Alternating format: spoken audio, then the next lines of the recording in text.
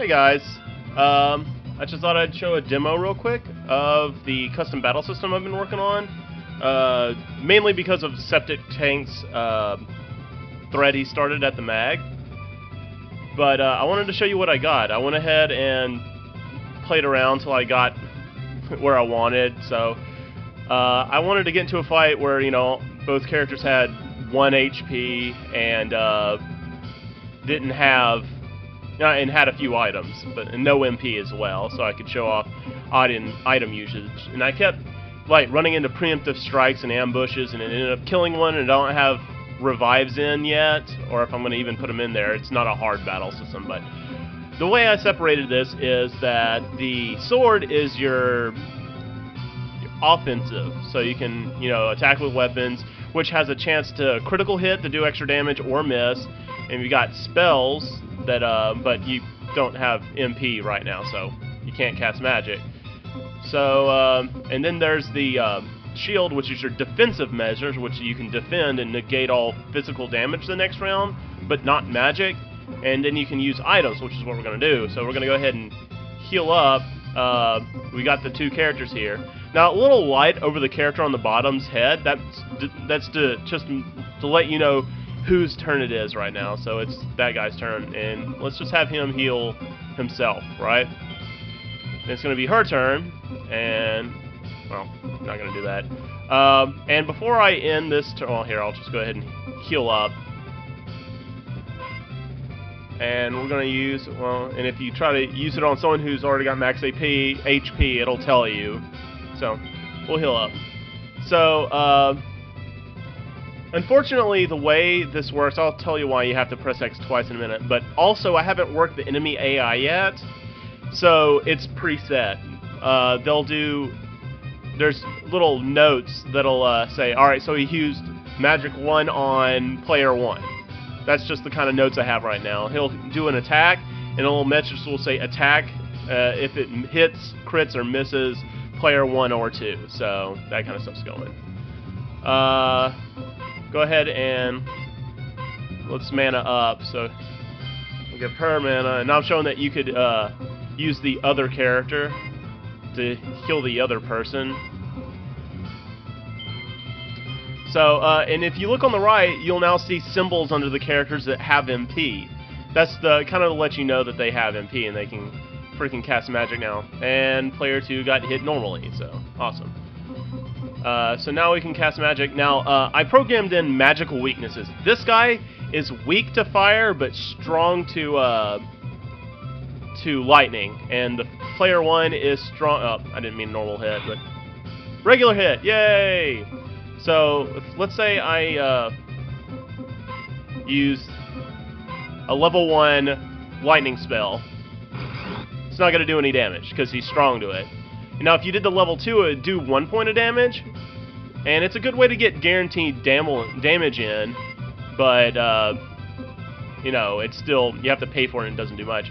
Now, if the player 1 casts the level 2 spell, that does 2 points. That's a lot more damage, and it's guaranteed to get that damage in there too.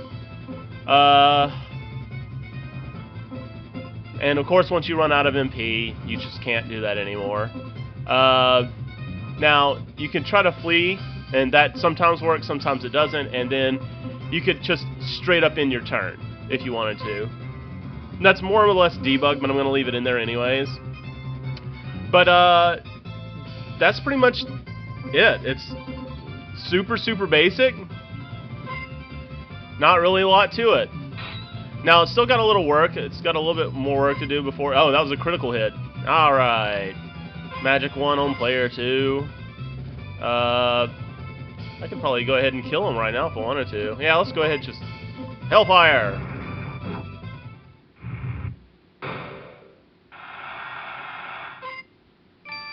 Now, you always get money after fighting. You have a chance of getting an item, which I did not. Dadgummit. Alright, so, and that was just a little debug room. The little pads on the left and right are healing HP and MP, and then the chests with items, just so I can jump into the fight with, you know, various. But I'm going to go ahead and show you what it's looking like right now. Purple guy. Alright, so this is the fight. Now, I remember one of the things that you, Septic Tank, were asking about was how how to know if if you have certain items in your certain variables before the fight starts. This is my intro event. It's got 610. This intro event right here. This is just for to determine if it's a no. You just start off the fight normally. You start off with a critical, or you start off with a preemptive strike, or you start off getting ambushed. So this is the preemptive strike event, and this is the ambush event. But the ambush event has 16 pages on it, all of which doing different points of damage. Like it can kill a player, or it could just do damage to a player. That's all based on the intro event. SK just came back in the house. He's here, by the way, guys. And the entire intro event's based on if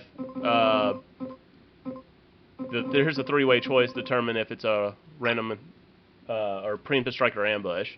But the fact is, you gotta the event has to know exactly what HP each character has at the very beginning if the ambush were to happen to properly deal the damage.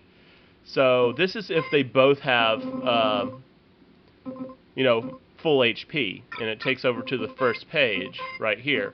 So it takes off the